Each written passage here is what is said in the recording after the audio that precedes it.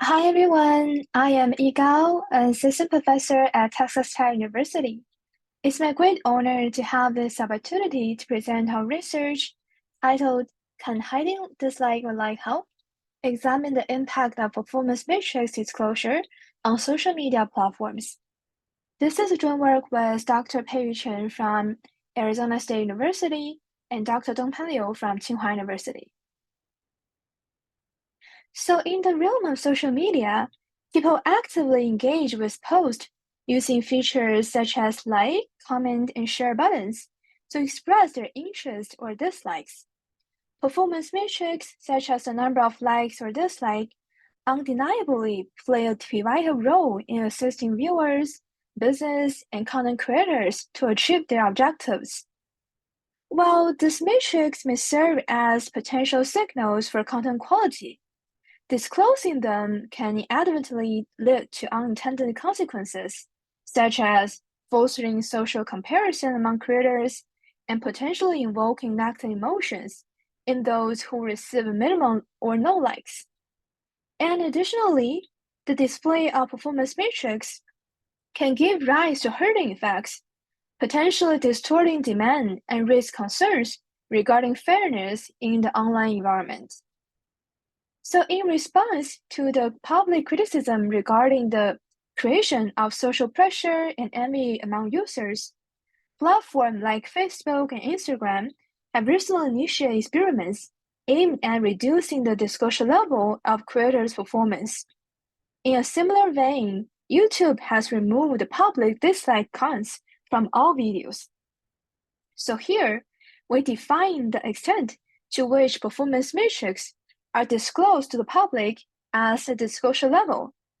A higher disclosure level indicates that more performance metrics are disclosed to viewers and enable them to more readily discern the difference in relative quality among creators. So while adjusting disclosure level may be a viable approach to address the social issues, the question of whether platforms should enhance or lower it remains controversial due to its intricate impacts on creators, viewers, and platform themselves. So for example, from the viewer's perspective, their content consumption choice generally depends on both content quality and the choice by other users. So when the disclosure level is higher, viewers' choices are more susceptible to the performance matrix. So for example, a post with a significant number of likes is often perceived as high quality content, making it more appealing to viewers. However, an increasing disclosure level can also have a detrimental effect by dampening creators' motivation to invest effort, which in turn also negatively impacts the content quality. And moreover, the disclosure level has a dual impact on creators. So on the one hand, it serves as an indication of how viewers perceive the quality of their content. And on the other hand, the disclosure level can also foster social comparison and pressure among creators. So taken together, the disclosure of performance metrics may influence creators' incentive to put effort into their work. And as for social media platforms, they can generate revenue through collecting commissions from creators and viewer traffic. And the magnitude of these revenue sources largely hinge on the disclosure level. However, since the platform disclosure of performance metrics may manipulate viewers' perception of content and negatively impact content diversity, they are also exposed to the risk of long-term revenue loss when facing with societal pressure and government investigation. So consequently, the disclosure level affects the platform's commission rate decision and has intricate effects on various revenue sources and overall payoff. So based on the above discussion, it is evident that there is a lack of clarity regarding the impacts of disclosure level of performance metrics on platforms, creators, and viewers. Therefore, in this paper, we aim to explore the following research questions. So first, how does disclosure level impact the payout of creators? And how do creators' effort change as the disclosure level increases? And second, how does the disclosure level impact the total viewer demand and the distribution of demand among creators? And finally, will the platform benefit from a higher disclosure level? And how should they strategically adjust the commission rate in response to the changes in disclosure level? So due to time limitation, we skip the literature review part. So to answer those questions, we develop a game theoretic model in this paper. So our model involves two competing creators, one platform, and a unit mass of viewers in the market. We assume two creators compete for viewers located in the middle, and we call them switchers. Additionally, we consider each creator has a segment of loyal viewers. We assume a viewer utility is determined by two main factors. First is the creator's content quality, and the second is viewers' misfit cost. Moreover, we consider two creators have heterogeneous effectiveness in content creation. With all loss of generality, we assume creator 1 is of higher effectiveness compared to creator 2, and we use alpha to represent the differentiation in effectiveness between the two creators. So in the presence of performance matrix, however, viewers are often struggle to accurately discern the true content quality, since their perceptions may be positively or negatively influenced by those metrics. So for example, a post with many likes tend to be perceived as high quality, particularly by the creators. Therefore, we consider the perceived quality of creator among switchers could be impacted by the disclosure level. So specifically, when the performance metrics are completely disclosed to viewers, viewers can gain a very clear and explicit understanding of the comparative popularities between those two creators, and hence their evaluation of content will be heavily shaped by those metrics. Conversely, when performance metrics are concealed from the public, viewers' assessment of content hinges exclusively on content quality, unaffected by any external metrics. So in practice, the disclosure level can vary a lot among different platforms. So for example, as we mentioned earlier, YouTube has recently hidden all the dislike counts. In contrast, TikTok is rolling out a new content comment button to users, somehow increasing the disclosure level. So in this model, we use G to denote the disclosure level of performance matrix, based on which viewers can readily discern the relative quality disparity among the two creators. So since creator 1 is of higher effectiveness than creator 2, a higher disclosure level will more likely to inflate their viewers' perceived quality of creator 1, while deflate that of creator 2. And we use delta to represent the quality inflation or deflation induced by the disclosure level. So in the model, a switcher chooses between consumer either creator 1 or creator 2, and for loyal viewers, their perceived quality of creators is not affected by G. So for creators, we consider they can generate revenue through advertising, denoted by capital RJ, and the platform retains a portion of gamma itself and distribute the remaining portion to creators. In addition, creators may also derive some psychological utility associated with social comparison. Specifically, if a creator can socially outperform than others by attracting demand exceeding a threshold, he will experience a positive benefit from being superior to others. Otherwise, he incurs a cost of being inferior to others. So to capture this, we use the lower bar to denote the demand threshold for creators to gain a positive superiority-based utility. In practice, the value of these lower bar may vary significantly across platforms. So for example, on a popular social media platform like Instagram, the lower bar may be relatively high due to the large user base. In our context, as the disclosure level increases, the social comparison among creators will become more salient.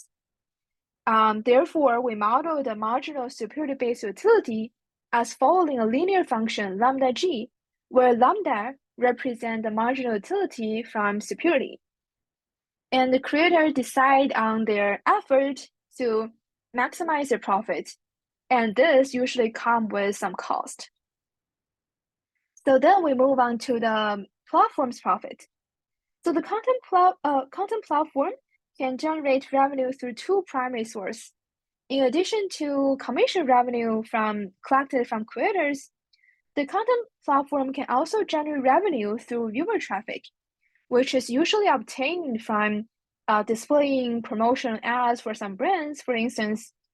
So within our context, we also consider the platform may incur certain costs by misleading viewers' consumption decisions. So for example, inflating like counts or manipulating algorithm solely based on popularity can lead to creator attrition and hurt platform's long-term diversity. And this is especially true nowadays because, given the growing advocacy for platform regulation and user protection. So to capture this, we use the delta D to measure the demand disparity between creators due to the presence of disclosure level, which can be calculated as D1 minus D2 minus D0. And here, D0 represents the inherent demand difference caused by the variations in creator effectiveness. And we use theta to denote platform's marginal cost associated with the demand distortion. So in our study, we consider the following multi-stage game. So in stage 1, platform choose commission rate, and then creator decide the effort level, and finally viewer decide which creator to consume. And in an alternative game model setup, we also consider the platform will first decide the disclosure level in stage 0 as well. So by solving this game through backward induction, we analyze the impact of disclosure level on stakeholders' key decisions. So first of all, we find that by setting a higher commission rate, although the platform can increase its commission revenue and the negative impact of reducing viewers decreases, the benefit of reducing demand distortion also decreases significantly under certain conditions. Therefore, platform may sometimes need to charge a lower commission rate. And as for the creators, different from conventional wisdom, we find that as the G increases, the high effective creators may sometimes exert less effort, while the opposite holds true for the low effectiveness one. This is mainly because creators trade off between devoting more effort to generate greater viewer demand and incurring greater cost along the way.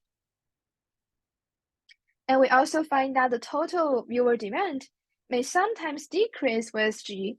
This is mainly because although they perceive a higher overall content quality, creators may make less effort under certain conditions, leading to a lower demand.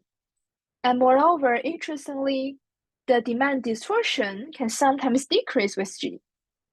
So we further calculate the payoffs of platform creator and consumer surplus and find that the impacts or the changes of disclosure level is not monotonically with those factors. And furthermore, we also dive into how platforms should determine the optimal disclosure level. So we find that for the platforms with a shortage of large influencer like Kuaishou or LinkedIn, it is advisable to opt for full disclosure or a relatively high disclosure level. Additionally, we identify the optimal disclosure level chosen by the platform may be different from the one that maximizes consumer surplus. So that's also give policymakers some hints on where the regulations should be input. And we also conduct several extensions, including considering viewers' quality uncertainty and examine the impact of viewers' different locations. And due to time limitation, I will just skip this part. So here is a quick conclusion of the paper. So given the increasing competition for popularity among creators, social media platforms have been exploring various approaches to address this challenge, including adjusting the disclosure level. So through our study, we find that as the disclosure level increases, the platform may sometimes lower their commission rate and experience a decline in their profits. And our insights can send important message regarding how different types of platform should decide on the commission rate and also decide on the optimal disclosure level as well. As for the creators, interestingly, we find that the high effective creators may sometimes reduce their effort, while the low effective one may make more effort as the disclosure level increases. And this can also advise them on how to strategically change their effort level in different conditions. And another noteworthy finding is that as the level of demand distortion may sometimes decreases with the disclosure level. Therefore, our finding can also send some message to the society that disclosing the performance matrix actually does not necessarily lead to greater disparity in demand.